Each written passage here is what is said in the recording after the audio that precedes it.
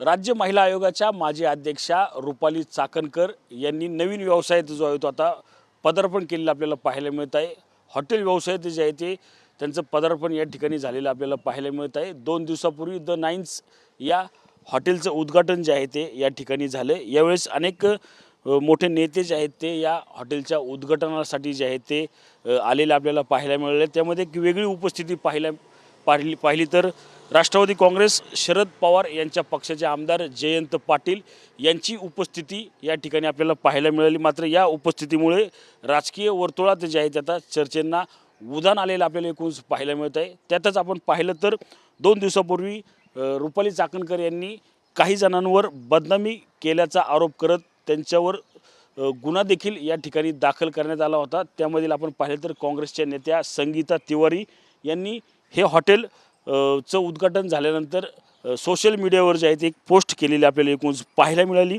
या पोस्टमध्ये आपण पाहिलं तर संगीता तिवारी यांनी रुपाली चाकणकर यांच्यावर टीकेची झोड जी आहे ती या ठिकाणी उठवलेली आपल्याला पाहायला मिळतं आहे। द नाइन्स या नव्या हॉटेलचं उद्घाटन सोहळा कल्याणनगरमधील हे हॉटेल जे आहे ते 20,000 स्क्वेअर फूटमध्ये बांधलं असून त्याला 35 करोड रुपये जे आहे ती इतका खर्च आल्याचा आरोप जो आहे तो या ठिकाणी काँग्रेसच्या नेत्या संगीता तिवारी यांनी या ठिकाणी केलेलं आपल्याला एकूण पाहायला मिळत आहे। आपण पाहिलं तर गेल्या काही दिवसापासून पुण्यातील काही महिला नेते असतील यांचा आणि रुपाली चाकणकर यांचा वाद जो आहे तो या ठिकाणी मोठा सुरू असलेला पाहायला मिळत आहे।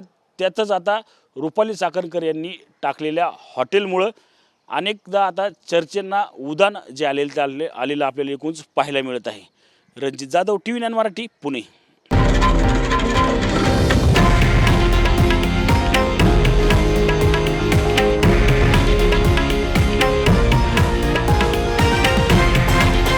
हे आहे देशातील नंबर 1 न्यूज नेटवर्क आणि आपण पाहत आहात TV9 मराठी, एकमेव।